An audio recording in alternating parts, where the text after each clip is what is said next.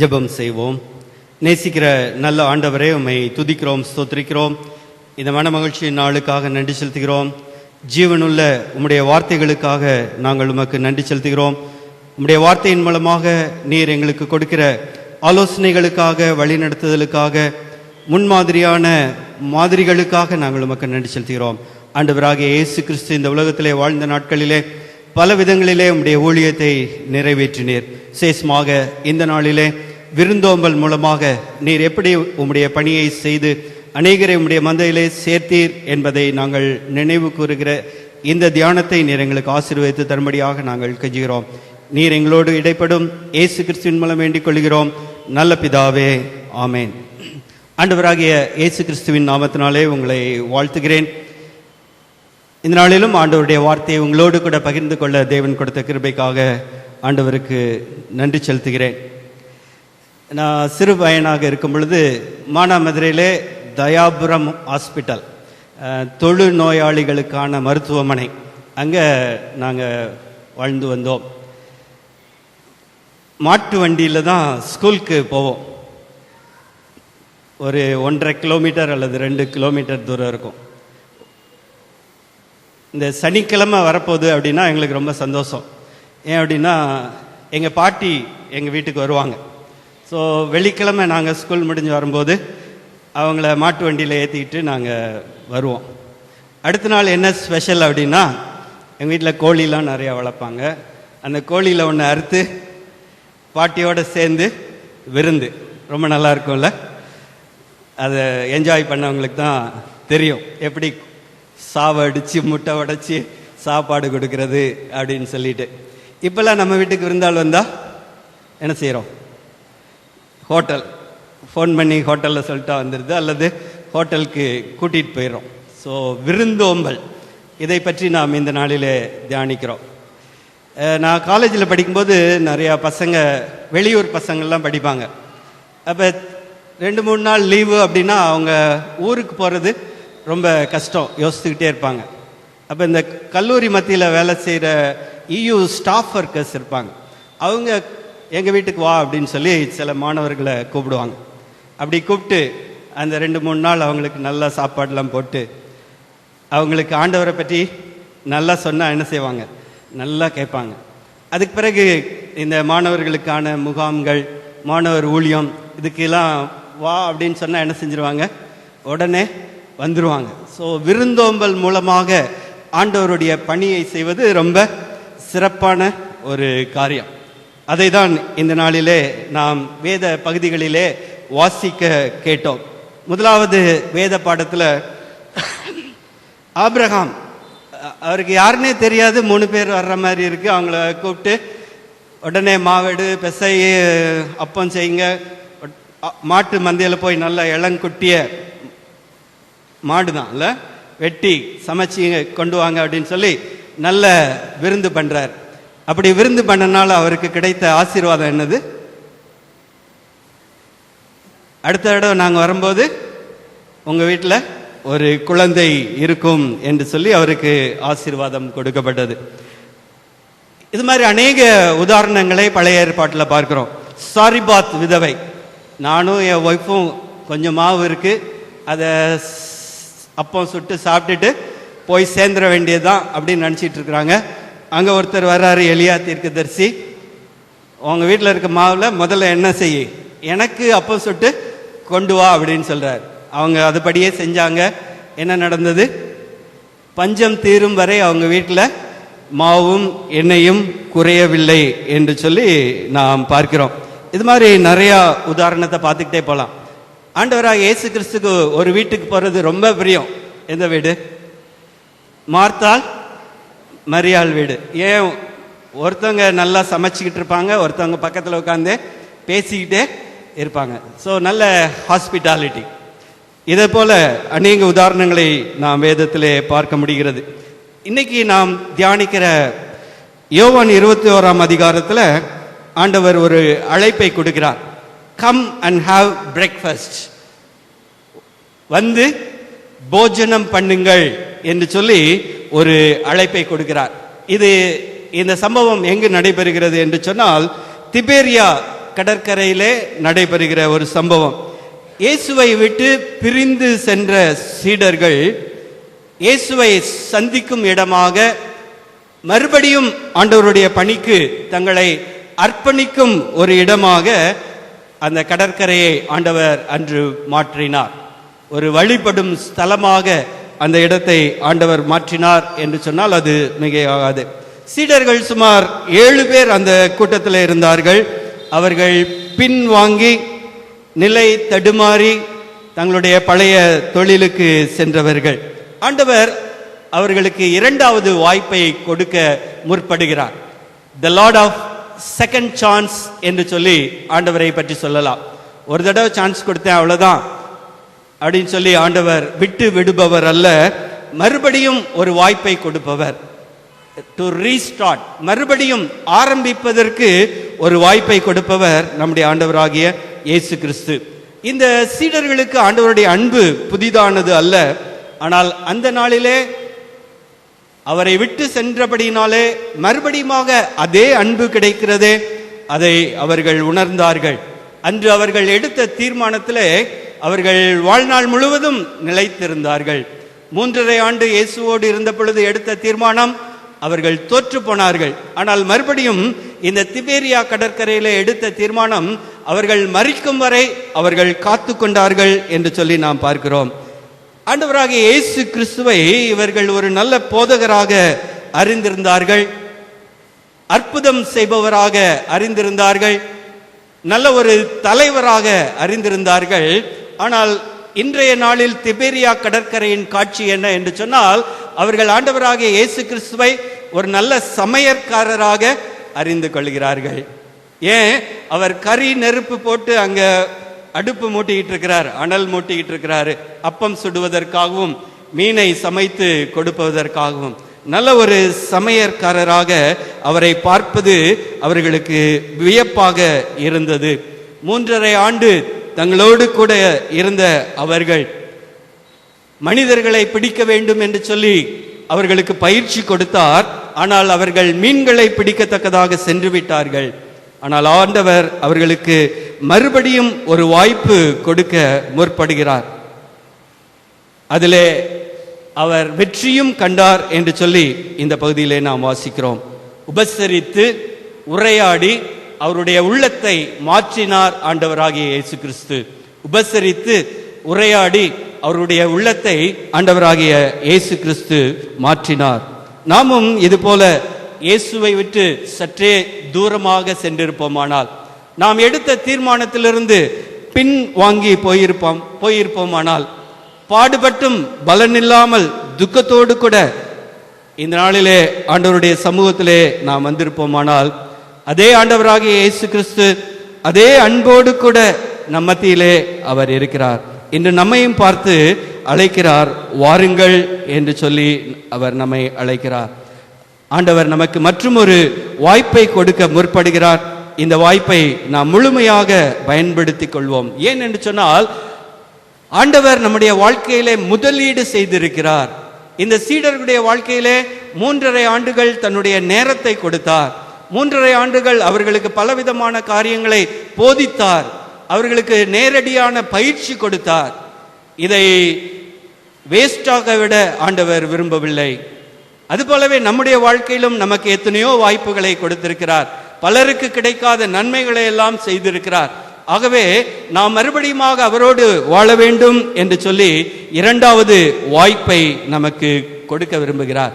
இந்த விருந்தோம்பல் மூலமாக ஆண்டவர் நிறைவேற்றிய 3 காரியங்களை உங்களோடு கூட பகிர்ந்து கொள்ள விரும்புகிறேன்.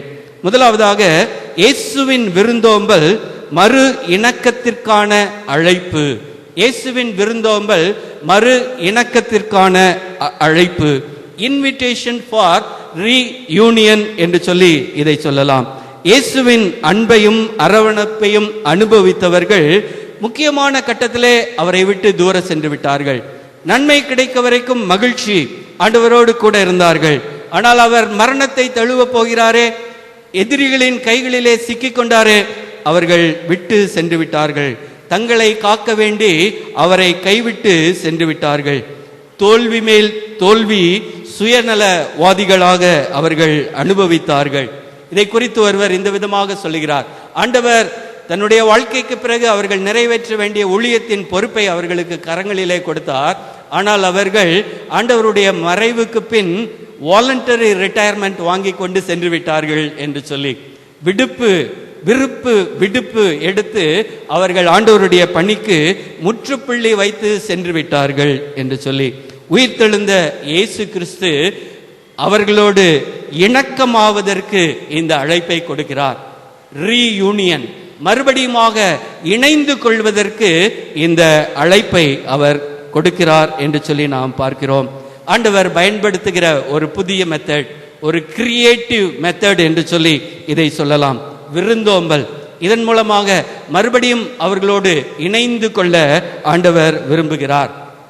அவருடைய தகுதியை அவர் பார்க்கவில்லை, அவருடைய தரத்தை அவர் பார்க்கவில்லை, அவர்கள் செய்த தவறை அவர் சுட்டிக்காட்டவில்லை. அவர்களோடு இணைந்து கொள்ள விரும்பினார். அவர்களோடு மறுபடியுமாக ஐக்கியம் ஏற்படுத்திக் கொள்ள விரும்பினார். அவருடைய கரிசனை, அவருடைய கவனிப்பு அவர்களை மறுபடியுமாக ஆண்டவர் பக்கமாக இழுத்து கொண்டது. சீடர்களைப் போல நாமும் அனைத்திலும் தோல்வியை சந்தித்திருப்போமானால், பரிதபிக்கப்படத்தக்க நிலையிலே சமாதானத்தை இழந்து, சந்தோஷத்தை இழந்து, நம்முடைய முயற்சியிலே பலன் கிடைக்காமல் வெட்கத்தோடு சீடர்கள் கரையிலே வந்ததை போல நாமும் இந்த நாளிலே வந்திருப்போமானால், ஆண்டவர் நம்மையும் அழைக்கிறார். அவரோடு இணைந்து கொள்வதற்காக, அவரோடு பழைய ஐக்கியத்தை புதுப்பித்துக் கொள்வதற்காக அவர் அழைக்கிறார். நாம் தூரமாய் சென்ற பொழுது நாம் இழந்து போனதை அவர் கொடுக்க விரும்புகிறார். ஒரு நல்ல உதாரணத்தை வேதாகமத்திலே நாம் பார்க்கிறோம். இளைய குமாரன், அவன் தூரமாக சென்றான், பாவத்தை பால் போல் பருகினான். ஆனால் அவருடைய தகப்பனார் இந்த ரீயூனியனுக்காக, மறு இணக்கத்திற்காக அவர் காத்து கொண்டிருந்தார் என்று சொல்லி நாம் பார்க்கிறோம். லூக்கா 15ஆம் அதிகாரம் 20ஆம் வசனத்திலே நாம் இந்த விதமாக வாசிக்கிறோம். அவன் தூரத்திலே வரும்பொழுது அவர் கண்டு மனதுருகி ஓடி அவனை கட்டி முத்தம் செய்தார் என்று சொல்லி, இதுதான் ரீயூனியன், மறு இணக்கம் என்று சொல்லி இதை நாம் சொல்லலாம். அவன் தூரத்திலே வரும்பொழுது பார்த்து விடுகிறார், மனதுருகுகிறார். ஒரு தகப்பனார் மகனை எதிர்கொண்டு ஓடுகிறார், அவனை கட்டி தழுவி முத்தம் செய்கிறார் என்று சொல்லி நாம் பார்க்கிறோம். அடுத்ததாக 22ஆம் வசனத்திலே அவனுக்கு வஸ்திரம் தரிப்பிக்க சொல்லுகிறார், மோதிரம் தரிப்பிக்கிறார், பாதரட்சிகளை தரிப்பிக்கிறார். 23ஆம் வசனத்திலே பெரிய விருந்தோம்பல் நடைபெறுகிறது. அவனுக்கும் உணவு கொடுக்கப்படுகிறது. அனைவரும் சேர்ந்து மகிழ்ச்சியாக இருப்பதற்கு ஒரு விருந்து ஆயத்தம் பண்ணப்படுகிறது.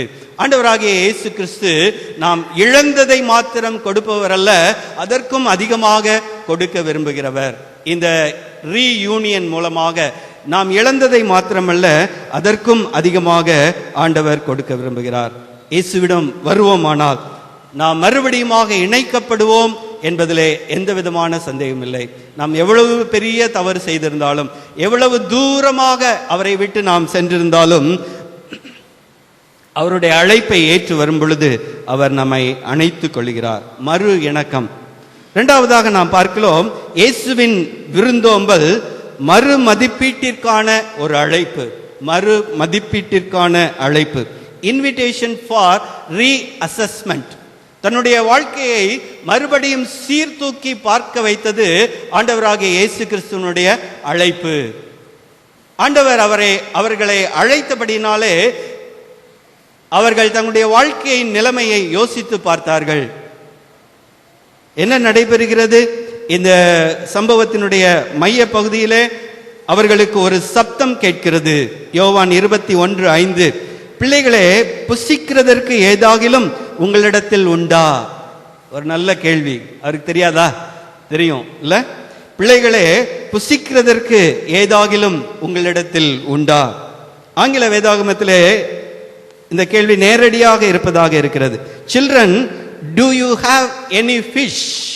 மீன் பிடிக்க சென்றார்களே, மனிதர்களை பிடிக்க வேண்டியவர்கள் மீன் பிடிக்க சென்றார்களே, ஆண்டவர் அவர்களை பார்த்து கேட்கிறார், do you have any fish? எவ்வளவு ஒரு கொடூரமான ஒரு கேள்வி, அவர்களை சிறுமைப்படுத்துவதற்காக ஆண்டவர் இந்த கேள்வியை கேட்கவில்லை. அவர்களை அவமானப்படுத்துவதற்காக ஒருவேளை இந்த கேள்வியை அவர் கேட்கவில்லை. அவர்களை ஹூமிலியேட் பண்ணுவதற்காக, அவர்களை தாழ்மைப்படுத்துவதற்காக இந்த கேள்வியை அவர் கேட்கவில்லை. அவர்களை சிந்திக்க தூண்டுகிற ஒரு உளவியல் சார்ந்த கேள்வி. இட்ஸ் a psychological question என்று சொல்லி இதை பற்றி கூறுகிறார்கள். உளவியல் சார்ந்த ஒரு கேள்வி, அவருடைய உள்ளத்தை தொடுகிற ஒரு கேள்வியாக இந்த கேள்வி அமைந்தது. அவர்களை கலக்குகிற ஒரு கேள்வியாக, அவர்களுடைய அமைதியை குலைக்கிற ஒரு கேள்வியாக, சிந்தனையை தூண்டுகிற ஒரு கேள்வியாக இந்த கேள்வி அமைந்தது. ராம் முழுவதும் மீன் பிடிப்பதிலே தங்களுடைய பலனை எல்லாம் இழந்தவர்கள் தாழ்ந்த குரலிலே ஆண்டவரை பார்த்து சொல்லுகிறார்கள், இல்லை, நோ நோ. ஒருவேளை ஆண்டவர் முந்தைய இரவு முழுவதும் நடந்த நிகழ்வை மட்டும் அவர்கள் சீர்தூக்கி பார்க்க வேண்டும் என்பதற்காக இந்த கேள்வியை கேட்கவில்லை. அவர்கள் தங்களை வாழ்க்கையை சீர்தூக்கி பார்க்க வேண்டும். ஆண்டவரோடு கூட இருந்த 3.5 ஆண்டுகள் இருந்த வாழ்க்கையை அவர்கள் நினைவுபடுத்த வேண்டும் என்பதற்காக ஆண்டவர் இந்த கேள்வியை கேட்டார். ரீஅசஸ்மெண்ட். நம்முடைய வாழ்க்கையை நாம் என்றாவது ஆராய்ந்து பார்த்திருக்கிறோமா? ஆண்டவரோடு நாம் ஏற்படுத்தி கொண்ட உடன்படிக்கை, இதை எந்த அளவுக்கு நாம் நிறைவேற்றி இருக்கிறோம்? நாம் ரட்சிக்கப்பட்ட நாளிலே ஆண்டவருக்கு கொடுத்த வாக்குகள், அதை நாம் எந்த அளவுக்கு நிறைவேற்றி இருக்கிறோம் என்பதை என்றாவது நாம் அசஸ் பண்ணி பார்த்திருக்கிறோமா? சீர்தூக்கி பார்த்திருக்கிறோமா? ஆண்டவர் அழைக்கிற அழைப்பு நம்மை சீர்தூக்கி பார்ப்பதற்கான, மறுமதிப்பீடு செய்வதற்கான அழைப்பாக அமைந்திருக்கிறது. லூக்கா 19:17 இந்த இளைய குமாரனுடைய வாழ்க்கையில இப்படியாக நடைபெறுகிறது. அவன் அசஸ் பண்ணுகிறான் தன்னுடைய வாழ்க்கையை. அவனுக்கு புத்தி தெளிந்த பொழுது என்ன செய்தானாம்? 17ஆம் வசனம், வேலைக்காரருக்கு பூர்த்தியான சாப்பாடு இருக்கிறது, நானோ பசியினால் சாகிறேன். நல்ல ஒரு அசஸ்மெண்ட் இல்ல? நல்ல அசஸ்மெண்ட். தன்னுடைய குடும்பத்தை விட்டு தூரமாக சென்று விட்டான். அவனுக்கு பன்றிகளுக்கு கிடைக்கிற தவிடு கூட கிடைக்கவில்லை. அப்படிப்பட்ட சூழ்நிலையிலே அவன் தன்னுடைய வாழ்க்கையை சீர்தூக்கி பார்க்கிறான். அப்பொழுது யோசிக்கிறான், என்னுடைய வீட்டில் வேலைக்காரங்களுக்கெல்லாம் நல்ல 3 நேரம் 4 நேரம் 5 நேரம் கூட சாப்பிட்றாங்களே, எனக்கு சாப்பாடு இல்லையே என்று சொல்லி. அது மாத்திரம் அல்ல, பசியினால் சாகிறேன். It's a good assessment. நம்முடைய வாழ்க்கையை நாம் என்றாவது சீர்தூக்கி பார்க்கிறோமா? நம்முடைய தோல்விக்கு காரணம் என்ன? நம்முடைய அமைதியின்மைக்கு காரணம் என்ன? நான் ஏன் ஆண்டவரை விட்டு இவ்வளவு தூரம் பின்வாங்கி போனேன்? ஆண்டவர் நம்மை அழைக்கிறார், நம்முடைய வாழ்க்கையை சீர்தூக்கி பார்க்கும்படியாக அழைக்கிறார். காலத்தையும் வாய்ப்பையும் வீணாக்காதபடிக்கு இன்று நம்முடைய வாழ்க்கையை நாம் ஆராய்ந்து பார்ப்போம். ஏன் நான் தோல்வியின் மேல் தோல்வியை சந்திக்கிறேன்? ஏன் நான் ஆண்டவரை விட்டு இப்படி பின்வாங்கி போய்விட்டேன்? சீர்தூக்கி பார்ப்போமா? முதலாவது நாம் பார்த்தோம், ஆண்டவருடைய அழைப்பு மறு இணக்கத்திற்கான அழைப்பு, ஃபார் ரீயூனியன். இரண்டாவது நாம் பார்த்தோம், ஆண்டவருடைய அழைப்பு மறு மதிப்பீட்டிற்கான அழைப்பு, ஃபார் ரீஅசஸ்மெண்ட். மூன்றாவதாக இறுதியாக நாம் பார்க்கிறோம், ஆண்டவருடைய விருந்தோம்பலின் அழைப்பு மறு அர்ப்பணிப்புக்கான ஒரு அழைப்பு. It's a invitation for rededication, மறு அர்ப்பணிப்புக்கான அழைப்பு. அவர்கள் கரை சேர்ந்த பொழுது அவர்களுக்கு சுட சுட காலை உணவு ஆயத்தமாக இருக்கிறது. இல்ல, கறி நெருப்பு போட்டிருக்கு. கறி நெருப்புல இருந்து அப்படியே நெருப்பு தூள்லாம் அப்படி பறக்கும் இல்லையா? அப்படி அங்க பறந்துகிட்டு இருக்கு, சுட சுட சாப்பாடு ரெடி ஆகிட்டு இருக்கு. ஆனா அவங்க உள்ளம் எப்படி இருந்திருக்கும்? they were frozen. அவர்கள் உள்ளத்திலே உறைந்து போயிருந்தார்கள். அந்த சூழ்நிலை அவர்களை இப்படியாக மாற்றிவிட்டது. சூடான உணவு அவர்களை மறு அர்ப்பணிப்புக்கு நேராக நடத்தி சென்றது. சூடான உணவு அவர்களை மறு அர்ப்பணிப்புக்கு நேராக நடத்தி சென்றது. ஆண்டவருடைய மாதிரி ஊழியம் எப்படி செய்வது என்பதற்கு ஆண்டவருடைய விருந்தோம்பல் நல்ல ஒரு மாதிரியாக நமக்கு அமைந்திருக்கிறது. களைப்போடு, வறுமையோடு, குற்ற உணர்வோடு அவர்கள் அமர்ந்திருக்க வேண்டிய சூழ்நிலைக்கு இந்த உணவு ஆயத்தம் அவர்களை தள்ளியது என்று சொல்லி நாம் பார்க்கிறோம். தேவைகளை சந்திக்கும் ஒரு வாய்க்காலாக ஆண்டவராகிய இயேசு கிறிஸ்து செயல்பட்டார். எதற்காக என்று சொன்னால், மற்ற மக்களுடைய தேவைகளை சந்திக்க இந்த சீடர்களை உருவாக்குவதற்காக அவர் இந்த விதமாக செய்தார். உங்களுடைய வேதாகமத்திலே யோவான் 21:15 நேராக உங்களுடைய கண்களை பதிக்கும்படியாக கேட்கிறேன். என்ன சொல்லுகிறது? அவர்கள் போஜனம் பண்ணின பின்பு இயேசு சீமோன் பேதுருவை நோக்கி, யோனாவின் குமாரனாகிய சீமோனே, இவர்களிலும் அதிகமாய் நீ என்னிடத்தில் அன்பாய் இருக்கிறாயா என்றார். இப்பதான் என்ன செய்யறாரு? மெதுவா பிட்ட போடுறாரு இல்ல? இவ்வளவு நேரம் நல்லா அடுப்பெல்லாம் தயாரித்து உங்கள்கிட்ட என்ன இருக்குன்னு ஒரு சின்ன கேள்வியும் போட்டு அவங்களுக்கு சுட சுட பிரேக்ஃபாஸ்ட் கொடுத்துட்டு மெதுவா கேட்கிறாரு, போஜனம் பண்ணின பின்பு. நமக்குன்னா இவ்வளவு நேரம் பொறுமையா இருக்க முடியாது இல்ல? வந்த உடனே 3 வருஷம் என் கூட இருந்து என்னை மறுதளிச்சு இப்படியா போவீங்க அப்படின்னு சொல்லி என்னத்தையாவது திட்ட ஆரம்பிச்சிருவோம்ல. ஆண்டவர் எல்லாத்தையும் அவர் மனசுக்குள்ள அப்படியே வச்சிருந்து நல்ல சாப்பாடு சுட சுட கொடுத்துட்டு மெதுவா ஆரம்பிக்கிறாரு. போஜனம் பண்ணின பின்பு சீமோன் பேதுருவை நோக்கி, கண்ணுக்கு கண் நேரடியா ஒருவேளை பார்த்திருப்பாரு, யோனாவின் குமாரனாகிய சீமோனே, இவர்களிலும் அதிகமாய் நீ என்னிடத்தில் அன்பாய் இருக்கிறாயா? எவ்வளவு ஆழமான ஒரு கேள்வி. அவருக்கு வேற பதில் சொல்றதுக்கு வாய்ப்பே இல்லை இல்ல? அப்படி சுத்தி வளைச்சு மாட்டிட்டார். வேற வழியே இல்லை. பாசிட்டிவா தான் பதில் சொல்லணும். உம்மை நேசிக்கிறேன் அப்படின்னு சொல்லி அதுக்கு பிறகு ஆண்டவர் சொல்றாரு, என் ஆடுகளை மேய்ப்பாயாக, என் ஆட்டுக்குட்டிகளை மேய்ப்பாயாக. சோ இன்றைக்கு அவர் எடுத்த தீர்மானத்திலே அவர் சாகும் வரைக்கும் உறுதியாக இருந்தார் இல்ல? அவர் சாகும் வரைக்கும் உறுதியாக இருந்தார். இந்த விருந்தோம்பலின் மூலமாக கொடுக்கப்பட்ட அழைப்பு, இந்த விருந்தோம்பலின் மூலமாக கொடுக்கப்பட்ட அழைப்புக்கு அவர் அடிபணிந்தது அவருடைய வாழ்நாளில் ஒரு நாளும் அவர் மறக்கல, ஒரு நாளும் அவர் பேக் ஸ்லைட் ஆகல, பின்னோக்கி ஒரு நாளும் போகவே இல்லை. என்ன நடந்தது? தைரியமாக நின்று பிரசங்கிக்கிறார். மறுதலித்த பேதுரு, அப்போஸ்தலர் நடபடிகளிலே நாம் பார்க்கிறோம், நீங்கள் சிலுவையில் அறைந்த அந்த இயேசு உயிரோடு எழுந்து விட்டார், அவரை நம்புங்கள் என்று சொல்லி பிரசங்கிக்கிறார். நூற்றுக்கணக்கான ஆயிரக்கணக்கான மக்கள் திருச்சபையிலே இந்த ஊழியத்தின் மூலமாக சேர்க்கப்பட்டார்கள். அவர் இரத்த சாட்சியாக மரித்தார் என்று சொல்லி சரித்திரம் கூறுகிறது. The God of second chance. மறுபடியுமாக ஒரு வாய்ப்பை ஆண்டவர் விருந்தோம்பலின் மூலமாக கொடுத்தார். அது அவருடைய வாழ்க்கையை புரட்டி போட்டது. அது திருச்சபை வரலாற்றிலே முக்கிய இடம் பிடித்தது என்று சொல்லி நாம் பார்க்கிறோம். ஒருவேளை நமக்கும் ஆண்டவர் இரண்டாவது வாய்ப்பை கொடுக்கலாம். ஒருவேளை சோர்ந்து போய் வந்திருக்கிறோமா? ஆண்டவரை விட்டு தூரமாய் போய் என்னத்தை கண்டு கொண்டீர்கள்? வாருங்கள் என்று சொல்லி ஆண்டவர் நம்மையும் பார்த்து அழைக்கிறார். வாருங்கள் என்று சொல்லி நம்மையும் பார்த்து அழைக்கிறார். அவரோடு கூட இணைந்து கொள்வோமா? நம்முடைய வாழ்க்கையை சீர்தூக்கி பார்ப்போமா? மறுபடியுமாக அவருக்கு நம்முடைய வாழ்க்கையை அர்ப்பணிப்போமா? அப்படி நாம் அர்ப்பணிக்கும் பொழுது ஆண்டவர் நம்முடைய வாழ்க்கையை ஆசீர்வதிப்பார். பேதுருவின் வாழ்க்கை மூலமாக அநேகரை ஆசீர்வதித்த ஆண்டவர் நம்முடைய வாழ்க்கையின் மூலமாகவும் அநேகரை ஆசீர்வதிப்பார். கண்களை மூடி ஜெபம் செய்வோம்.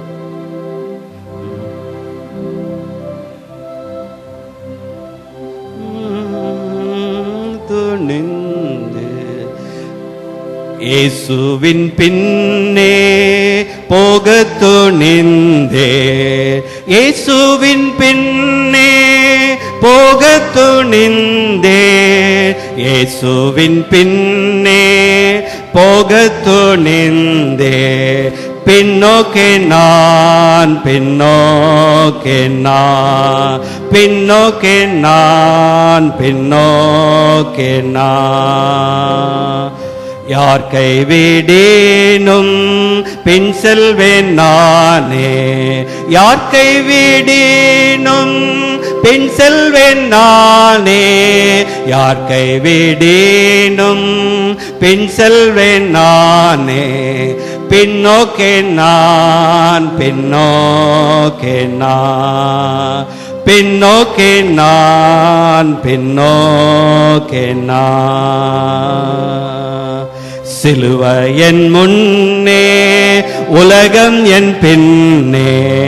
சிலுவை என் முன்னே, உலகம் என் பின்னே.